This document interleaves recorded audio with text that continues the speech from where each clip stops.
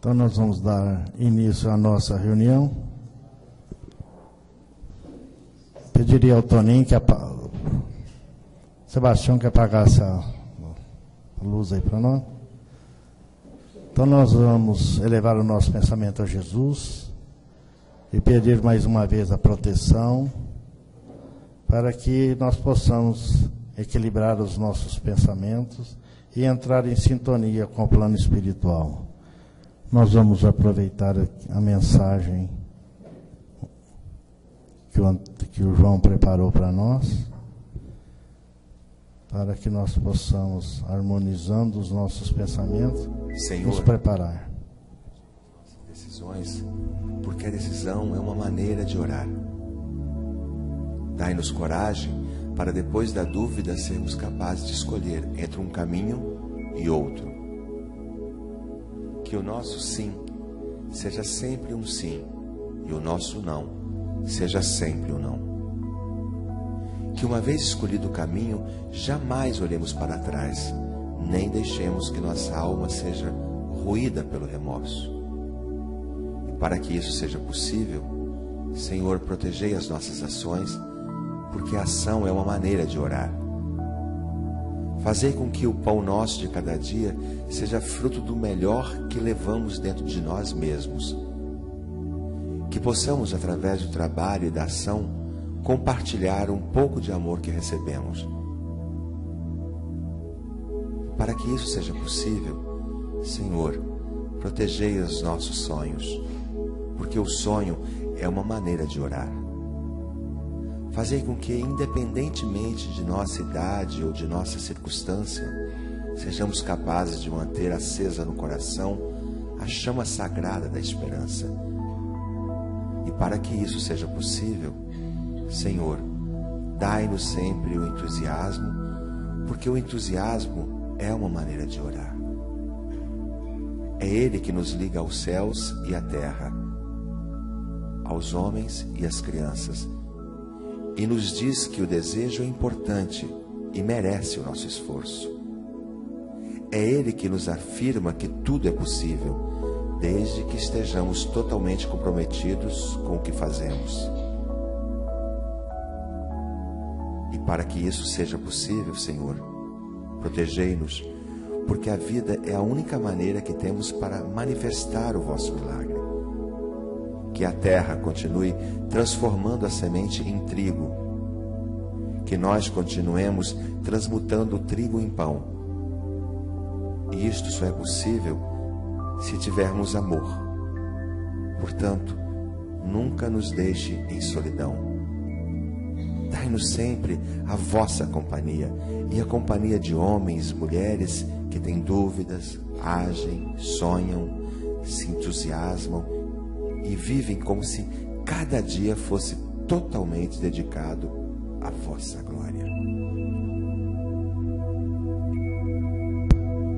E assim, com essa mensagem preparatória, vamos agora ficar bem atentos para o estudo da noite.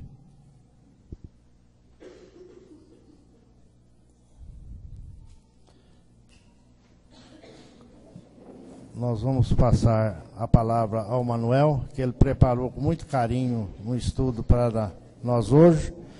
Nós estamos estudando o capítulo 17, no seu item 10. Com a palavra, o Manuel. Fique à vontade, Manuel.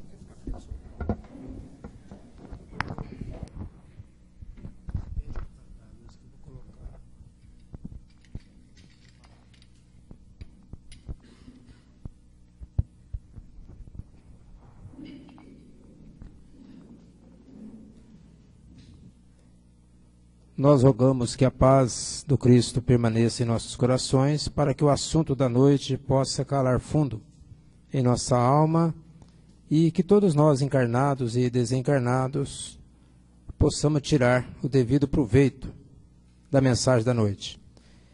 Nós vamos primeiramente passar aqui uma parábola.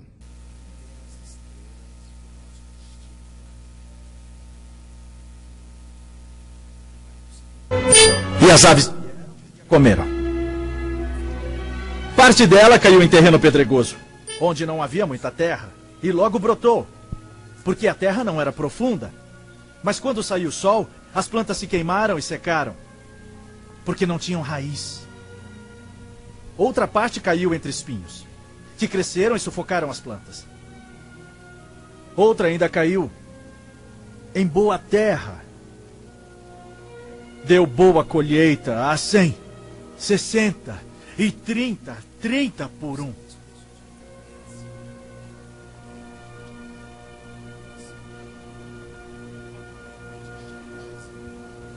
Aquele que tem ouvidos para ouvir, ouça.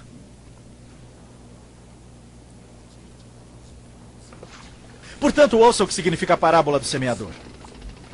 Quando alguém ouve a mensagem do reino e não a entende, o maligno vem e lhe arranca o que foi semeado em seu coração. Este é o que foi semeado à beira do caminho. Quanto ao que foi semeado em terreno pedregoso, este é aquele que ouve a palavra e logo a recebe com alegria. Todavia, visto que não tem raiz em si mesmo, permanece pouco tempo. Quando surge alguma tribulação ou perseguição por causa da palavra, logo a abandona. Quanto ao que foi semeado entre os espinhos, este é aquele que ouve a palavra. Mas a preocupação desta vida e o engano das riquezas a sufocam, tornando-a infrutífera. E finalmente o que foi semeado em boa terra, este é aquele que ouve a palavra e a entende, e dá uma colheita de 100, 60 e 30 por um.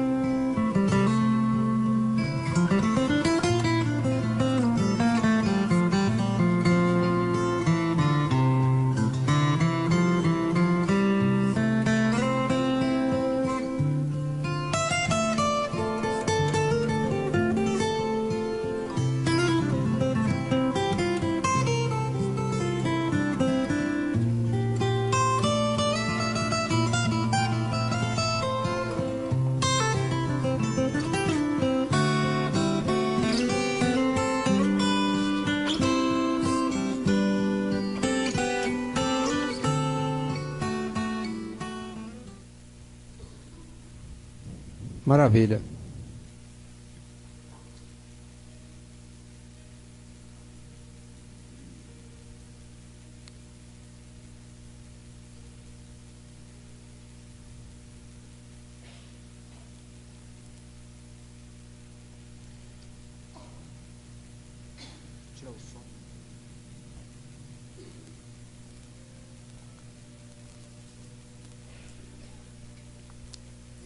Bom, o convite da noite que o Valentim nos fez foi para estudar exatamente o homem do mundo, capítulo 17, item 10.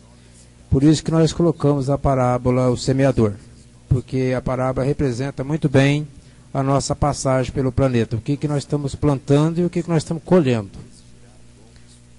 Eu acredito que a parábola vai retratar muito bem o assunto da noite. Eu estou meio perto da tela aqui. Amai os vossos inimigos, fazei bem ao que vos odeiam e orai pelos que vos perseguem e caluniam. Nós vamos meditar sobre essas colocações de Jesus. Jesus foi muito contundente. Ele veio realmente trazer uma mensagem que mexeu com o sentimento da humanidade, e mexe até hoje. Porque vejamos, quando ele coloca amar os inimigos e fazer bem aqueles que nos perseguem e caluniam, e hoje no século 21, nós estamos vivendo a época da informática e da física quântica, universidade para todo lado, todo mundo tem cultura, nós sabemos muito bem o que significa isso. Amar o inimigo, fazer bem aqueles que nos perseguem e caluniam. Usando a nossa consciência, em sã consciência, nós sabemos que é muito difícil. Há famílias que têm dificuldade de amar os próprios familiares, verdadeiramente. Irmão para com irmão tem muita dificuldade. Até mesmo filho com pai, mãe com filhos. A gente que milita no meio espírita, nós somos procurados por várias pessoas pedindo socorro nesse aspecto. E o Cristo, há 2000 anos atrás, conclama para que nós amemos os inimigos. Quer dizer, a mensagem de Jesus realmente é uma mensagem para mexer com o sentimento, para moldar e mudar o ser humano. Não foi por acaso que Jesus foi pregado numa cruz. Porque se o homem de hoje não consegue vivenciar esse ensinamento, imaginemos há 2000 anos atrás. Mas esse é o recado do Evangelho. Foi por isso que ele disse com toda a propriedade: não penseis que vim trazer paz na terra.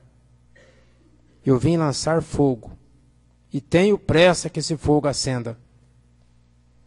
Então, olha, o fogo é isso. Amar o inimigo. Isso é ou não é fogo? Vamos pegar aí um estuprador que estuprou uma garota de 2 anos. Como que o pai e a mãe vai amar esse nosso irmão? Jesus manda amar. Certa feita, uma mulher chegou para o Divaldo e falou: Divaldo, e começou a chorar desesperadamente. Mataram o meu filho, Divaldo, a facada, na minha frente. O que eu faço? E o Divaldo fala: o quê? Mas ele ouviu da Joana de Ângeles. A Joana de Ângeles aproximou do Divaldo e falou assim: dê parabéns para ela. O Divaldo olhou, falou: mas não pode ser a Joana. Como é que vai dar parabéns para a mãe com a história dessa? Ele titubeou e ela secundou. Estou te falando, dá parabéns para ela. Como o Divaldo confia na Joana, sem saber o que ela ia dizer, ele deu parabéns para a mulher. Meus parabéns, minha irmã. A hora que ela quis retrucar e ficar brava, a Joana de Anjos falou o resto da mensagem. Pergunta para ela, Divaldo, se ela gostaria de ser mãe do assassino. Quando o Divaldo perguntou, ela falou: Deus me livre, Divaldo, ser mãe do monstro daquele. Ele falou: então, minha filha, então agradeça a Deus, que é preferível ter um filho morto a facada do que ter um filho matando a facada. Olha o que os Espíritos usam para consolar. Porque quando a dor é muito forte, tem que ter um consolo mais forte ainda. Como é que a gente ia ter essa ideia aqui na Terra? Eu jamais teria. A Joana de Anjos teve. E a mulher saiu consolada. Abraçou o Divaldo e foi embora consolada, feliz, entre aspas. Né? Pelo menos mais ameno a dor dela. Feliz não diria. Mas é verdade. Mas Jesus está falando aqui, ó. Porque se somente amardes o que vos amam, que recompensa tereis disso? Não faz assim também os publicanos? Se unicamente saudardes os vossos irmãos, que fazei com isso mais do que os outros? Não faze mesmo o pagão? Sede, pois, vós outros perfeito, como perfeito é o vosso Pai Celestial. Esse trecho está lá em Mateus, capítulo 5. Olha, aqui também Jesus vai mais fundo.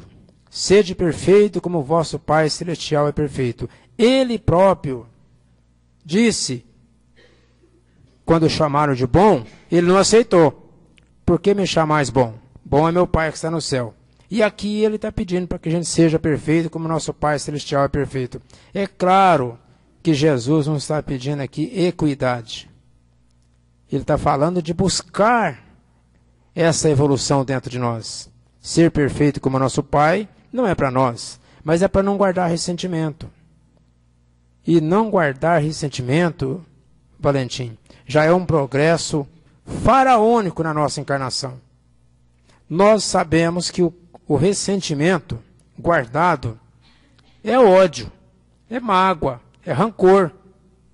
E isso faz bem para quem guarda isso? Não vai fazer bem.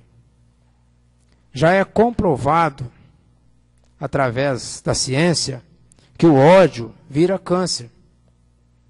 Nós temos um gene chamado P53, que está aqui no cérebro. Esse gene ele funciona como imunizador. Quando você fica nervoso, se não fosse esse gene trabalhar a nosso favor, você morreria rapidinho. Mas Deus, na sua infinita misericórdia, já colocou esse termostato dentro de nós, que se o ódio durar 30 minutos, ele começa a trabalhar a nosso favor para dissolver essa mágoa que está dentro da gente. Claro que se a pessoa persistir no ódio, esse gene vai perder a potência. E aí, o que acontece, os disparates de muitas pessoas. Então, a própria natureza trabalha a nosso favor. É claro que a natureza é Deus, mas nós temos o nosso livre-arbítrio. E a meta do Espírito, em qualquer dimensão, é amar. E amar é fogo, disse Jesus. Amar é fogo. Porque nós convencionamos chamar de amor, às vezes o namoro, ou o casamento. E nós sabemos que o amor não é o namoro nem o casamento. O casamento na Terra, quase que 100% são casamentos provacionais. São espíritos endividados que vêm, falharam e agora reúnem na mesma casa as almas endividadas. Então ali, muitas vezes, não é o amor verdadeiro. Está, sim, solidificando o amor na luta de cada dia. Nós temos uma palestra aqui que até apresentei ela outro dia lá no Felipe Salomão. O que é casa, o que é família e o que é lar. Então, até a nossa família, a nossa casa transformar num lar, dá um trabalho. E às vezes a gente não consegue formar um lar aqui na Terra. A gente monta uma casa e uma família. E às vezes está longe do lar. Então vamos lá. Um sentimento de piedade deve animar o coração dos que se reúnem sob as vistas do Senhor e imploram a assistência dos bons espíritos. Purificai, pois, os vossos corações. Não consintais que neles demore qualquer pensamento mundano e fútil. Por isso que eu citei do gene P53. Não deixe demorar muito tempo o ódio, a mágoa, a tristeza, a melancolia, a apatia. Isso só tende a nos prejudicar. E se a gente não buscar um conhecimento mais elevado, de ordem espiritual, a gente não consegue dominar. Não consegue. É muito difícil, quando não é impossível. Elevai o vosso espírito àqueles por quem chamais, a fim de que, encontrando em vós as necessárias disposições, possa lançar em profusão a semente que é preciso germine em vossas almas e dê frutos de caridade e justiça. Então, olha que coisa importante. Elevai o vosso espírito àqueles a quem chamais. Todas as vezes que nós direcionamos o nosso pensamento para proferir uma prece, mormente na hora que a gente vai dormir, descansar o corpo, ou quando a gente está levantando para mais um dia, necessariamente nós vamos levar o nosso pensamento. A gente costuma levar o pensamento onde? Porque nós não temos uma forma de Deus. Né? Cada um tem a sua maneira de orar. Mas só o pensamento basta? Não. Nós precisamos unir o pensamento com o sentimento. Está aqui no capítulo 11, item 8, dizendo que o sentimento é o requinte do amor. Então, se o sentimento é o requinte do amor, toda oração, se ela não estiver assessorada com o nosso sentimento, que é o que a gente tem de mais sagrado, é o sentimento, essa oração não vai ter valor. A oração, para ter valor, ela tem que ter sentimento. E no final a gente vai contar uma história aqui para justificar esse sentimento. E aqui está falando da caridade e da justiça, a gente vai chegar lá. Não julgueis, todavia, que exortando-vos incessantemente a prece e a evocação mental, pretendemos vivais uma vida mística, que vos conserve fora das leis da sociedade, onde estáis condenado a viver. Olha o que o Espírito usa.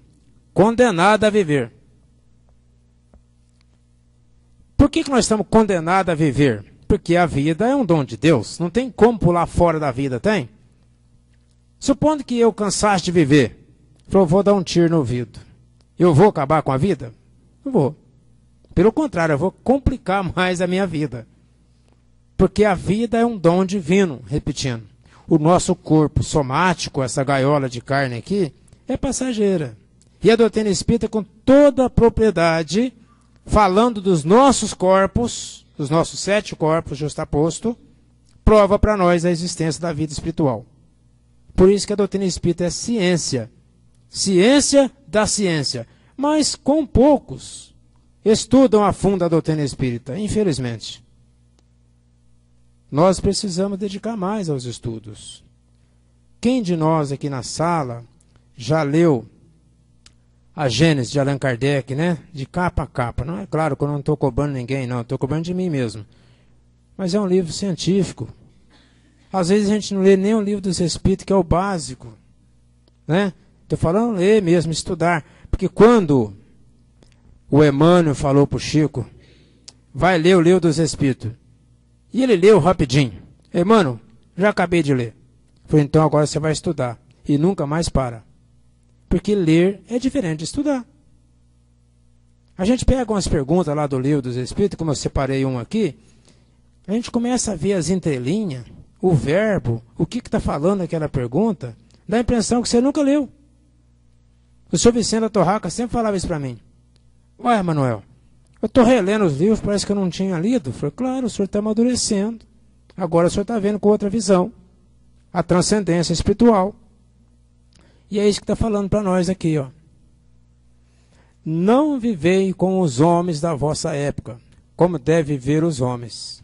Sacrificai as necessidades, mesmo as frivolidades do dia, mas sacrificai com o sentimento de pureza que as possa santificar. Vamos prestar atenção nisso daqui, ó. Sacrificai as nossas necessidades. Certa feita eu convidei um amigo espírita para ir numa palestra e falei assim, rapaz, hoje eu não vou poder, o meu time vai jogar. Pô, se eu trocar o dia do jogo, do futebol, para não ir na reunião, eu estou sacrificando as minhas necessidades. Olha que banalidade. Não estou dizendo que ele não deve torcer, não é isso que estou falando. Mas o espírito espírita precisa atinar para isso. Espírito espírita, porque nós conhecemos a lei de causa e efeito. Nós sabemos a responsabilidade que cabe a cada um de nós numa encarnação. Por isso que está falando aqui atrás, ó, que nós somos, como é que é a palavra lá? Condenado a viver. Viver é como morrer, enquanto a gente está encarnado.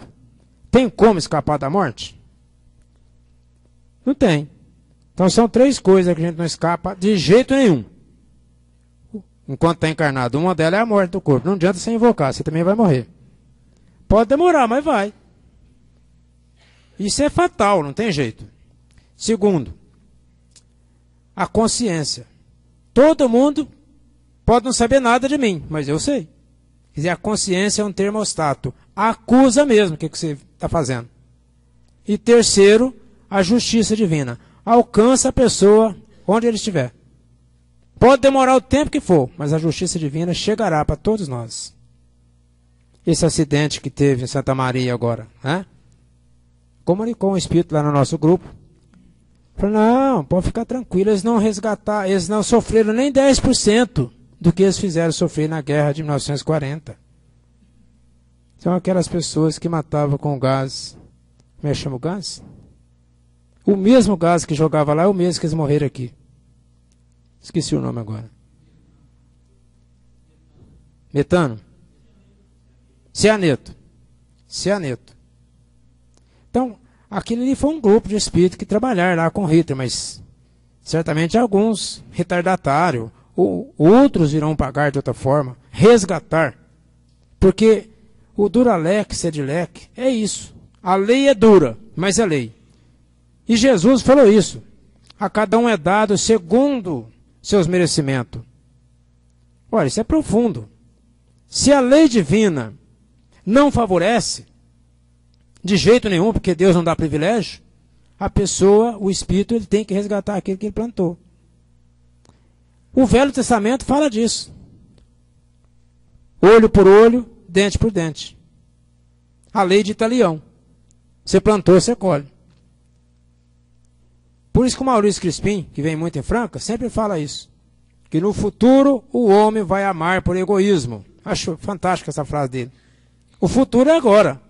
Uma vez que eu já sei que amando, fazendo bem, compreendendo o próximo, ajudando o próximo, e eu estou ajudando a mim mesmo, se eu usar a inteligência, eu vou ajudar. É por egoísmo, mas estou pensando em mim? Estou. Mas eu estou ajudando. Eu não estou odiando, estou amando. Essa é a frase do Maurício Crispim. No futuro o homem vai amar por egoísmo. Parabéns para ele. Então nós colocamos aqui, ó, a pergunta 886. E eu classifico essa pergunta do Livro dos Espíritos como a mais profunda. Todas elas são profundas, mas essa aqui é demais. Por quê? Qual que é o lema da doutrina espírita? Não é fora da caridade não há salvação? Não é fora do espiritismo. Você não tem que ser espírita para ser salvo. É claro que se você absorveu o ensinamento da doutrina espírita e entendeu essa tríade, ciência, filosofia e religião, você nunca vai deixar. Porque a doutrina espírita é o consolador, consola. E perturba também. Achei interessante o Marcel Mariano, está lá no YouTube a palestra dele. Quem quiser digitar lá, Marcel Mariano. Ele diz que a doutrina espírita a doutrina espírita é consoladora. Mas, segundo ele, ela também é perturbadora. E eu gostei da colocação dele. Porque quando a doutrina espírita, João, começa a te perturbar, é porque você está sendo espírita. Perturbar em que sentido? Quando o conhecimento espírita começa a falar que você não deve fazer isso, porque você está errado. Aí então começa a perturbar. Claro, num bom sentido, porque se você já tem realmente uma visão ampla da vida eterna, não é perturbação. Mas normalmente quando a pessoa começa a entrar na doutrina, participar das reuniões, fazer o Cohen, aí ele tinha um punhado de hábito que ele fazia, e falou, peraí, mas agora eu estou estudando a doutrina espírita pede para não fazer isso. Aí começa a vir a perturbação. Depois passa. Porque é interessante, quando a gente não tem conhecimento da ciência divina, a gente fazia um punhado de coisa que a gente não sabia. E quando a gente passa a ter o conhecimento, a gente para de fazer aquelas coisas que a gente fazia e começa a fazer outras que a gente não fazia. Essa é a mudança. Então, Kardec perguntou, qual o verdadeiro sentido da palavra caridade? Como a entendia Jesus? Olha que pergunta. Porque aqui perguntou qual o verdadeiro sentido. Todas as vezes que nós tiver essa palavra verdadeiro, é porque pode ter falso no meio. Tem caridade falsa? A caridade verdadeira, não, mas quantas, eu já escutei isso, Zé Faleiro. Alguém fala assim, ó, eu estou fazendo caridade para os pobres. De vez em quando eu levo uma cesta básica, eu faço uma sopa. Essa é falsa. A pessoa está enganado. Para começar, não tem pobre. Eu estou fazendo caridade para os pobres. Existem espíritos endividados com a lei.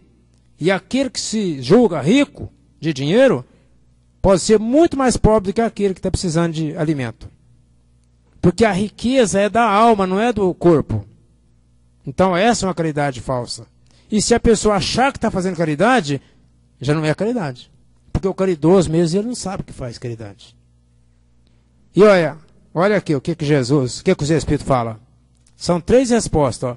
Primeiro, benevolência para com todos. É fácil ser benevolente para com todos? Aí entra os assassinos. Benevolência para com todos. Ser bom 24 horas por dia para com todos. Não é fácil. Se dentro de casa às vezes a gente titubeia. Segundo, indulgência para com as imperfeições alheias. O que é indulgência? Nunca olhar o defeito do outro. E se vê, como diz o Santo Agostinho, São Luís, se vê o defeito, não criticar. Se possível, ajudar. Chamar a pessoa. Falar, olha, meu irmão, você me permite eu te falar alguma coisa a seu respeito? Pois não, pode falar. Ó, de acordo com o conhecimento que eu estou estudando, esse ato que você está fazendo não condiz com o ensinamento do Cristo. Caridosamente, se a pessoa aceitar, se ela não aceitar, você vai se desculpar. Com muito jeito. Isso é indulgência. E terceiro, perdoar as ofensas uns dos outros. E é interessante que a doutrina espírita mostra para nós algo muito elástico a respeito do perdão. Que o certo mesmo, o certo, não é perdoar. Pera lá. Será que o Manuel está falando alguma coisa errada? Pois se Jesus mandou perdoar 70 vezes, 7 vezes, e eu estou falando aqui que não é perdoar, pois eu afirmo que não. O certo mesmo seria não guardar ressentimento, porque aí você não precisa perdoar. Porque todas as vezes que nós precisarmos perdoar alguém, é sinal que você está magoado. Perguntaram-se para o Mahatma Gandhi, Antônio Carlos Essado, e você sabe muito bem disso, se ele perdoaria as pessoas que o ofendeu. O Mahatma Gandhi, que pregava a não violência. E lá no final da existência dele, o repórter perguntou, Mahatma, você perdoa as pessoas que te prenderam, que te magoaram? Ele falou, não, eu não perdoo ninguém, não. Mas como? Não? O repórter assustou. Como você não perdoa? Porque ninguém me ofendeu. Eu não tenho nada para perdoar. Olha que maravilha. Que bom. A hora que soar a campainha e a gente tiver que largar esse corpo e a gente não ter nenhum ressentimento para trás. Perdoar para quê se ninguém te magoou? Então, todas as vezes que a gente precisa perdoar, é sinal que você foi ofendido. Por isso que eu falei que o certo será um dia não precisar perdoar. Porque você não tem como perdoar. Eu vou perdoar o Valentim para quê? Ele nunca me fez nada? Bom, ele me convida para vir cá, me passa o maior sufoco. Eu fico sem dormir, mas eu estou aqui. Por quê? Porque nós somos uma família. Né? Eu só concordo em falar da doutrina, falar do Evangelho, porque eu sei que nós somos uma família espírita, cristã. Então eu venho aqui com meus erros de português, tudo, mas a gente vem com muito carinho, muito amor. Aí eu assumo. Então vamos lá. O amor e a caridade são o complemento da lei de justiça, pois amar o próximo é fazer-lhe todo o bem que nos seja possível e que desejaríamos nos fosse feito. Tal o sentido dessas palavras de Jesus. Amai-vos uns aos outros, como irmãos. Qual que é a diferença da caridade e do amor, meus irmãos? Parece que é uma coisa só, mas não é não. O amor é a essência que a alma tem. Todo mundo, todos, o mais embrutecido tem amor. Porque o amor ele vem de Deus. E nós somos centelha divina. A alma, o espírito é uma centelha divina. Então o amor está inserido na alma. Agora o que é a caridade? Interessante. A caridade é quando o amor sai para fora. Quando você joga o amor para fora através dos atos, aí transforma em caridade. Quando a gente ajuda alguém, aí é caridade, é o amor funcionando. Então a gente chama de a exteriorização do amor. A caridade é isso. Por isso que está falando ali. O amor e a caridade são o complemento da lei de justiça. Ser justo é ser próprio, é ser consciente. Se você sabe que alguém está precisando, não precisa pedir. Você vai lá e ajuda. E quando você ajuda, isso é caridade. Eu até conto aqui, de vez em quando eu falo esse fato, que você vai de carro e tem lá um cidadão machucado, precisando de ajuda, todo ensanguentado. Aí você para, desce do carro, vai lá, conversa com ele, fala, meu irmão, nossa, você machucou. E o cidadão está lá quase desmaiado. Você fala com ele, fala, eu desejo para você aí que você seja amparado. E se porventura você não aguentar e morrer, você morra em paz. Vai embora. Olha, você falou até bonito, até desejou uma boa morte pro camarada. Aí vem o João que não fala nada. Um carro 0 quilômetro. Vai lá, pega ele, suja o carro de sangue, leva para o hospital e salva. Quem exerceu a caridade? O João. O outro só falou. Tem muita gente que fala. Fala em fazer e não faz nada. Marido e mulher, por exemplo, tem que tomar muito cuidado, porque é ali que você vai exercer a caridade verdadeira. Um para com o outro. Isso é sério. Mas é um assunto para a família. Deixa para outro dia. Onde é que nós paramos? Pois amar o próximo é fazer o bem, já li. A caridade, segundo Jesus, não se restringe à esmola. Abrange todas as relações em que nos achamos com os nossos semelhantes. Acabei de falar do casal. Sejam eles nossos inferiores, nossos iguais ou nossos superiores. Ela nos prescreve a indulgência, porque da indulgência precisamos nós mesmos, e nos proíbe que humilhemos os desafortunados, contrariamente ao que se costuma fazer. Apresente-se uma pessoa rica e todas as atenções e deferências lhe são dispensadas. Olha como é que a gente erra. Às vezes a gente trata a pessoa bem pelo dinheiro, pela posição, e não é nada disso. A doutrina espírita também fala isso. Aquelas pessoas que se julgam que se ninguém, ao desencarnar, o choque é grande. Aquela pessoa está muito na frente daquele que se julga, às vezes, o grande. Se for pobre, toda a gente como que entende que não precisa preocupar-se com ela. No entanto, quanto mais lastimosa seja a sua posição, tanto maior cuidado devemos pôr em lhe não aumentarmos o infortúnio pela humilhação. O homem verdadeiramente bom procura elevar os seus próprios olhos àquele que lhe é inferior, diminuindo a distância que o separa. Aqui a gente tem que lembrar do Chico Xavier. Quando o Chico Xavier vinha em Franca, ele ia lá na Vila São Sebastião visitar uma senhora que ela pesava mais de 100 quilos.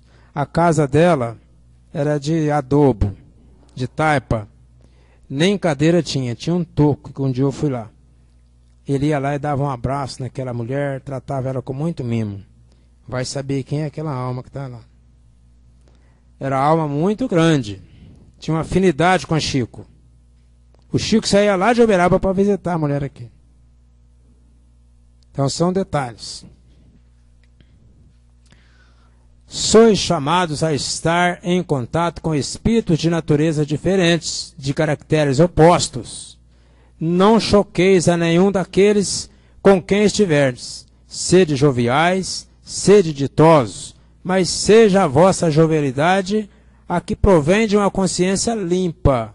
Seja a vossa aventura a do herdeiro do céu, que conta os dias que faltam para entrar na posse da sua herança. Olha que interessante. O Evangelho, segundo o Espiritismo, é um colorário de luz. A gente precisa dar mais valor no Evangelho. Você já leu isso? Está aqui, está escrito no Evangelho. Hein? Se o homem desse mais valor nesse livro, nesse Evangelho. Está ali uma mensagem falando isso. Aqui, o que está falando aqui? Se a pessoa está com a consciência limpa, ele está realmente com aventura esperando o quê? O ser herdeiro do céu. O que é céu? Eu, no caso, né, como católico que fui, eu ficava perguntando para mim o que é céu.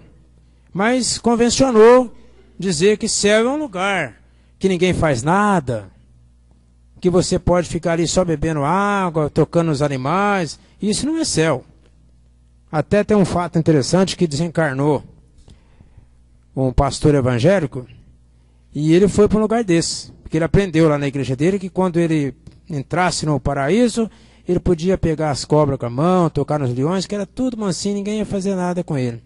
E ele sentou num lugar tranquilo, água fresca. Quando ele chegou lá, ele deliciou. Estou no céu. Passou 3 dias, 1 semana, ninguém falava nada com ele. Ele levantou e foi falar com o cidadão que estava sentado. Falou, aqui ninguém pode conversar. E falou, caramba. Foi falar com o outro, ninguém fazia nada. Aí ele procurou o chefe. Chegou no chefe, o chefe estava lá dormindo, sossegado. Falou, olha, eu prefiro o inferno do que ficar aqui nesse céu. Isso que o chefe olhou nele falou, e onde é que você pensa que você está? Não fazer nada é inferno. Imagina se a gente não para de trabalhar. O trabalho é uma benção de Deus. E tem gente que reclama do trabalho. Quando a gente passa a trabalhar por amor, ainda que seja quebrar pedra. Mas se você faz aqui por amor, aquilo vai ficar leve. Trabalhemos por amor e não por dinheiro. Isso é uma luz. Jesus fala isso. Meu Pai trabalha sem cessar. E eu também. Eu coloquei aqui o testamento. Ó. Por quê? Porque aqui está falando de herdeiro dos céus. E Jesus nos legou, nos doou o Novo Testamento. O que é testamento? Não é aquilo que o pai deixa para o filho? Nós temos um testamento do Cristo. São os 4 evangelhos. Mateus, Marcos, Lucas, João. E a gente não valoriza. O evangelho de João, por exemplo, a gente vai estudando ele, a gente chora de emoção, porque ele parece que você está vendo Jesus falar. O evangelho segundo o Espiritismo é tirado de lá. Perguntaram para o Chico qual os 2 livros, qual os livros que ele mais estudava. Ele citou o Novo Testamento. Ele falou, nunca deixo de ler uma página do Novo Testamento. E aqui, ó, o evangelho que foi escrito com as palavras de Jesus. Não consiste a virtude em assumirdes severo e lúgubre aspecto, em repelirdes os prazeres que as vossas condições humanas vos permitem. Aqui, ó, ser caridoso não é a pessoa ter uma carantonha feia, né? Carrancudo, nada disso. A pessoa tem que... A doutrina espírita é maravilhosa, porque ela não proíbe nada. Ela mostra que você pode fazer o que você deve fazer. E, ao mesmo tempo, mostra que você não pode fazer. Então, ser caridoso é você ser alegre, ajudar todo mundo, mas não com cara feia. Basta reporteis todos os atos da vossa vida ao Criador que vô-la deu. Basta que quando começardes ou acabardes uma obra, eleveis o pensamento a esse Criador e lhe peçais num arrobo d'alma, ou a sua proteção para que obtenhais êxito, ou a sua bênção para ela, se a concluístes. Em tudo o que fizerdes, remontai a fonte de todas as coisas, para que nenhuma de vossas ações deixe de ser purificada e santificada pela lembrança de Deus. Aqui é um dever nosso mesmo. Ingratos seremos, se não agradecermos a Deus, cada dia que passa. Certa feita eu fui aqui na Magazine fazer lá uma palestra, e falei lá na palestra que a Luísa não era a patroa deles. O Matias, que estava sentado do lado, ele até mexeu na cadeira. Eu falei, esse rapazinho vem falar besteira aqui dentro da firma. Mas eu provei para eles. Falei, ela não é a patroa. A Luísa é a empresária. O nosso patrão é Deus. Porque se Deus não permitir nem levantar, a gente levanta. A gente só está aqui porque Deus permitiu que o nosso coração continue pulsando. E isso é verdadeiro. Então nós estamos nas mãos de Deus. A hora que aprover a Ele tirar nós do corpo, vai tirar. Então nós precisamos entender e agradecer ao Criador verdadeiramente. O orgulhoso não agradece. E se nós, meus irmãos, não tirar tempo mesmo na hora de deitar, a gente mergulha na cama e vai dormir. E esquece de falar 2 minutos com Deus. Senhor, muito obrigado por mais um dia. O meu escritório funcionou a contento. A minha fábrica funcionou bem. O funcionário da mesma forma. Senhor, mais um dia. Trabalhei muito bem. Não machuquei. Voltei para casa, que era o agradecimento do São Benedito, que era escravo. Trabalhava na roça, no sol quente, debaixo de chuva, e quando ele chegava de volta, ele sentava num toco na porta da casinha dele e olhava para o céu, para as estrelas e falava assim: Senhor, preto velho está aqui. Diz que aquela prece subia como uma luz. Preto velho está aqui. Quer dizer, ele não sabia falar muito, ele falava só isso: estou de volta na minha casinha. Não é por muito falar.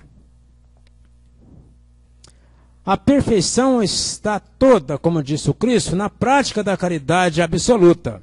Ó, não tem caridade pela metade. Mas os deveres da caridade alcançam todas as posições sociais, desde o menor até o maior. Nenhuma caridade teria a praticar o homem que vivesse insulado. Unicamente no contato com seus semelhantes, nas lutas mais árduas, é que ele encontra ensejo de praticá-la. Aquele, pois, que se isola, priva-se voluntariamente do mais poderoso meio de aperfeiçoar-se. Não tendo de pensar senão em si, sua vida é a de um egoísta. Então a oportunidade que nós temos de ir e vir, onde quer que a gente esteja, é o momento que o Espírito está tendo para evoluir, para crescer. Basta aproveitar esses momentos. Isso é fundamental. Eu estou aí no relógio lá, estou andando acelerando para não passar. Não imagineis, portanto, que para viverdes em comunicação constante conosco, para viverdes sob as vistas do Senhor, seja preciso vos silicieis e cobrais de cinza. Não, não. Ainda uma vez vos dizemos: sede feliz no quadro das necessidades humanas. Olha que legal, gente. Nós temos o direito de ser felizes no quadro da necessidade humana. Mas que jamais na vossa felicidade entre um pensamento ou um ato que possa ofender a Deus, ou fazer-se vele o semblante do que vos amam e dirigem. Deus é amor, e aqueles que amam santamente, Ele os abençoa. Um Espírito Protetor, Bordeaux, 1863. Só uma perguntinha aqui para nós. Deus ofende? Não. O Espírito colocou aqui uma forma de dizer, porque Deus é inatingível, não tem como ofender a Deus.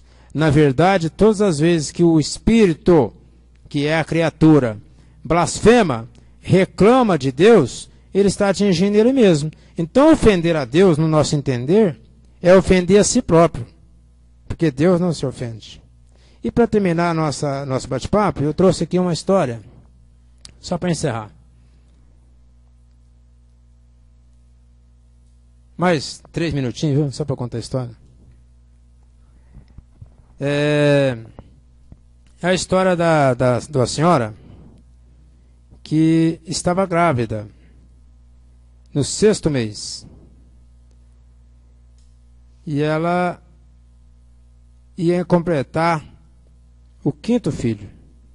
Família, entre aspas, pobre, né? Trabalhadora. E uma cidadezinha pequena, tipo assim, um Patrocínio Paulista, deixaram a criança abandonada lá no lixão, recém-nascida. E logo a cidade inteira ficou sabendo. Então, estava procurando alguém para adotar aquela criança. E ninguém manifestou. Aquela mulher chamou o esposo e falou: fulano, vamos adotar essa criança? O esposo falou: você que sabe, se você concordar. Não, vamos adotar, está precisando de pais. Olha, ali ia inteirar o 5º filho, tudo pequeno, e adotou mais um. Foram lá, fizeram os trâmites legais e adotou a criança. Era um garoto, colocou o nome de João. E aí era Joãozinho para lá, Joãozinho para cá, logo dela nasceu, e ambos começaram a crescer junto, diferença de poucos meses. Quando ambas as crianças estavam com 6 anos, aquela mulher foi acometida de um mal súbito e foi parar na UTI, numa cidade próxima aquela que eles moravam. E foi lá para o balão de oxigênio. E aí o médico mandou chamar o marido. Chamou, foi lá no hospital, sentou na salinha, falou: olha, fulano, o que nós poderíamos ter feito para sua esposa foi feito. Se tirar os aparelhos, ela morre. Então você prepara seus filhos, porque qualquer hora chega a notícia lá, porque ela não vai aguentar. Tudo bem. Esse pai tomou uma atitude que eu gosto. Chegou em casa, reuniu os 6 filhos, inclusive os 2 de 6 anos. Porque tem pais que não sabem educar e tenta poupar essas notícias.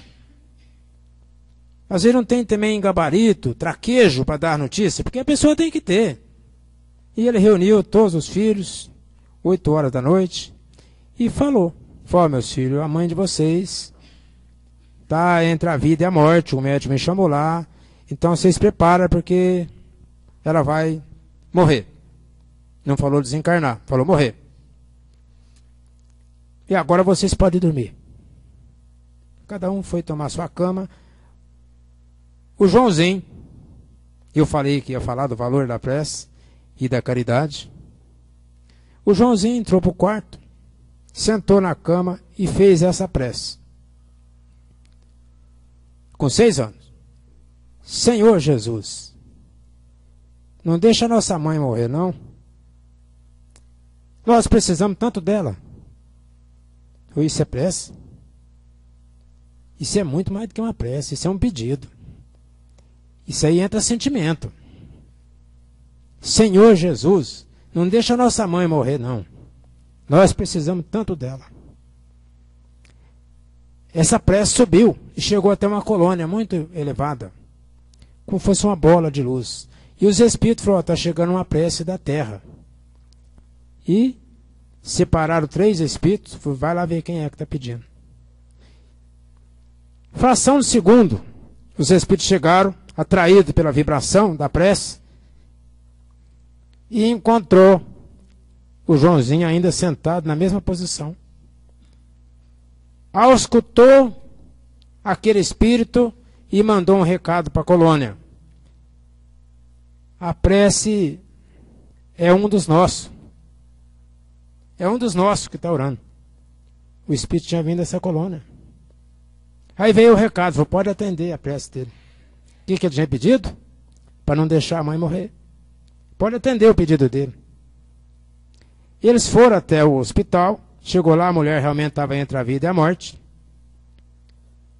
Um dos 3 era um exímio conhecedor de plantas. Foi até a floresta, acionou os mentores da floresta, principalmente os gnomos, que penetram a seiva das plantas, retiraram o princípio vital das plantas curadoras, fez uma bola de fluido de princípio vital, o espírito levou para o hospital, chegou, colocou no nariz da mulher, e aquilo penetrou as suas entranhas, e a mulher foi melhorando. A enfermeira do lado assustou, chamou o médico, e a mulher passou a respirar. Daí a poucas horas tiraram o balão de oxigênio. No outro dia ela já estava no quarto. No 4º dia ela estava em casa. E ela, por coincidência, era espírita. Foi no centro, depois que ela estava ótima. Houve uma comunicação. Falou: olha, minha irmã, você agradece ao seu filho, o Joãozinho, você está aqui entre nós. Ué, por quê? Nem me visitar ele não foi. Mas ele fez uma prece, e a prece dele foi atendida. E Deus, na sua infinita misericórdia, te deu mais alguns anos para você ver seus filhos crescer. E vocês que são mães sabem disso. Porque se a mãe desencarnar e deixar filho para trás, ela sofre muito. Deus te deu mais alguns anos para você ver seus filhos crescer. Porque você ia desencarnar. Chegou o seu tempo. Aí nós falamos de caridade. Ela exerceu ou não exerceu a caridade? A verdadeira caridade. Porque adotar é isso, é quando precisa de pai. Porque quem sai atrás de filho, procurando cor de cabelo, de olhos, não é caridade. Está caçando filho bonito para adotar. Com todo o respeito que eu tenho. Mas a adoção verdadeira é essa, quando a alma precisa de pai, e você vai lá e seja o pai dela. Nós agradecemos o carinho da casa, a vibração de cada companheiro, para que a gente possa terminar, né, com a emoção da alma. Deus lhe paga a todos.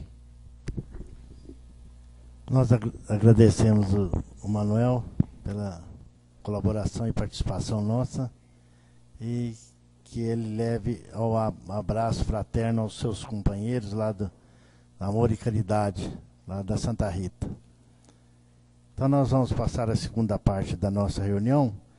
Nós vamos permanecer no salão, dado o adiantado da hora, porque senão os meninos descem e aí não vamos permanecer, cada um vai receber o passe. E nós permanecemos aqui. E o Manuel já está emocionado, nós vamos pedir ele para fazer uma prece para nós encerrarmos a nossa reunião.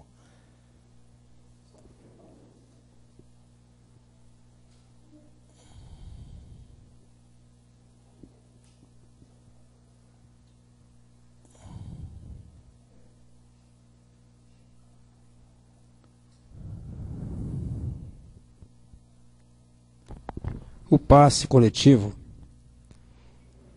tem um valor terapêutico muito importante.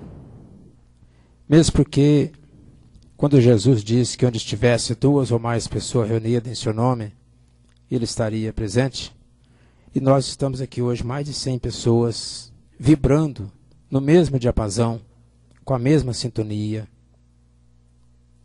E é exatamente o nosso Mestre Jesus, o médico de todos nós, que vem colocar as mãos em cada um de nós, mesmo sabendo que o nosso merecimento é rudimentar.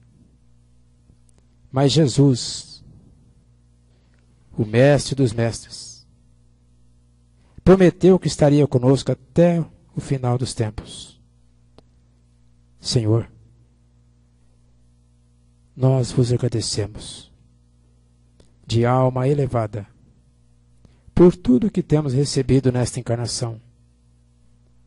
Mas acima de tudo, Senhor, a doutrina espírita, que vem dessedentar a nossa sede, iluminar a nossa alma, para que possamos compreender melhor a justiça divina na prática do amor e da caridade. Os Espíritos do Senhor, que são as virtudes do céu, como um imenso exército que se movimenta ao receber a ordem de comando, espalha sobre toda a face da terra, como estrelas cadentes vêm iluminar o caminho e abrir os olhos aos cegos. Eu vos digo em verdade que são chegados tempos em que todas as coisas devem ser restabelecidas no seu verdadeiro sentido, para confundir os orgulhosos e glorificar os justos. As grandes vozes do céu ressoam com o toque da trombeta, e os coros dos anjos se reúnem. Homens, nós vos convidamos ao divino concerto. Que vossas mãos tomem a lira, que vossas vozes se unam, e no hino sagrado se estendam e vibrem, de um extremo do universo ao outro. Homens, irmãos amados, estamos juntos de vós. Amai-vos também uns aos outros. E dizei do fundo do vosso coração, fazendo a vontade do Pai que está no céu, Senhor, Senhor, e podereis entrar no reino dos céus. O Espírito Verdade ditou essa mensagem, e ela está no prefácio do Evangelho segundo o Espiritismo. E o Espírito Verdade é Jesus, a quem nós entregamos nesse momento toda a nossa vibração, e que essa paz permaneça conosco durante toda a semana, para que possamos ser luzes perante as outras pessoas. Que assim seja.